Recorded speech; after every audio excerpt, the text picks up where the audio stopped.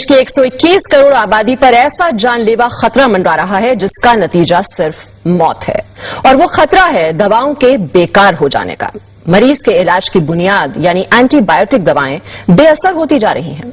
Antibiotic दवाओं पर की गई स्टडी के नतीजे आगाह कर रहे हैं कि 2020 आते आते देश में एक भी असरदार एंटीबायोटिक दवा नहीं बचेगी और सर्दी जुकाम जैसे साधारण इन्फेक्शन भी लाइलाज हो जाएंगे।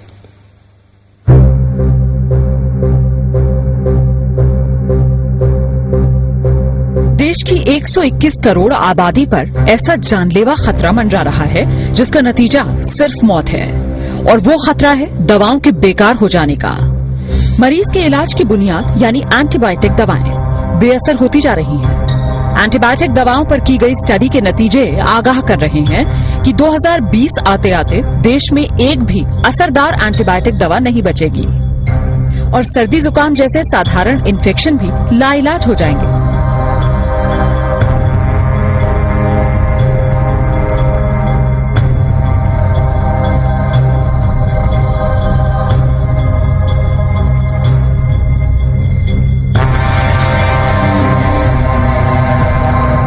जरा सोचिए, अगर डॉक्टर को मरीज की बीमारी का पता हो, उसके इलाज के लिए बेहतरीन वार्ड, टेस्ट और ऑपरेशन की सुविधा हो, लेकिन मरीज पर दवाएं ही असर न कर रही हों और मरीज को बचा पाना नामुमकिन हो जाए। ये सिर्फ ख्याल नहीं है, ये वो डरावनी हकीकत है जिसका तोड़ डॉक्टर अभी तक नहीं तलाश पाए।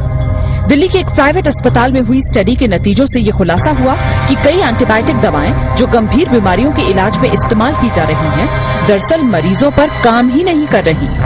अस्पतालों में मरीज बेमौत मरने को मजबूर हैं।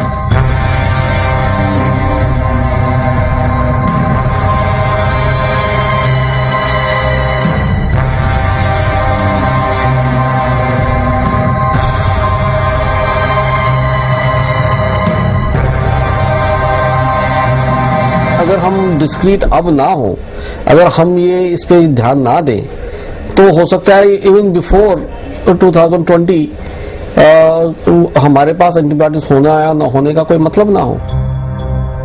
77,000 से ज्यादा मरीजों पर हुई अब तक की सबसे बड़ी स्टडी में ये पाया गया कि टीबी, निमोनिया और पेट की बीमारियों में इस्तेमाल की जाने वाली कई नई एंटीबायोटिक दवाएं अब बेकार हो चुकी हैं।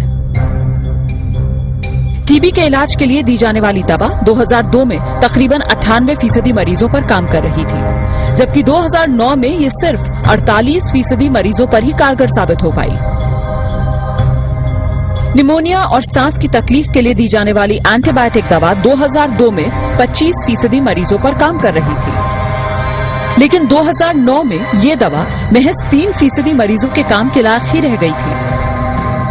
सर्जरी कराने वाले मरीजों में होने वाले इन्फेक्शन को रोकना चुनौती बन गया है। अनुमानित आंकड़ों के मुताबिक देश के हर अस्पताल में हर हफ्ते 1 से 2 मरीजों की मौत सिर्फ इसलिए हो जाती है क्योंकि एंटीबायोटिक दवा बेकार साबित हो गई। अभी से दिक्कत होनी शुरू हो गई है।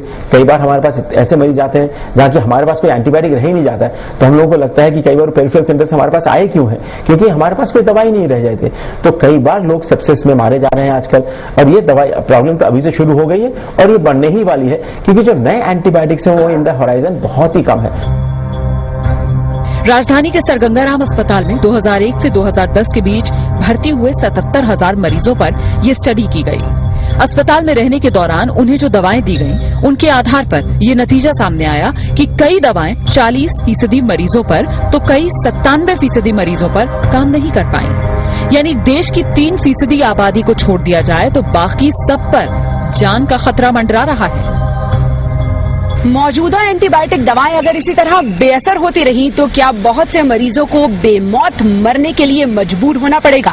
इस सवाल का जवाब वाकई डराने वाला है, क्योंकि डॉक्टरों की राय में बहुत से मरीज इन्फेक्शंस की वजह से सिर्फ इसलिए जान गंवा रहे हैं क्योंकि अब उन पर वो दवाएं काम नहीं कर रही जिनके जरिए कुछ साल पहले तक वो बीमारी का इलाज कर पा रहे थे। पूजा मक्कड़, जी न्यूज, दिल्ली।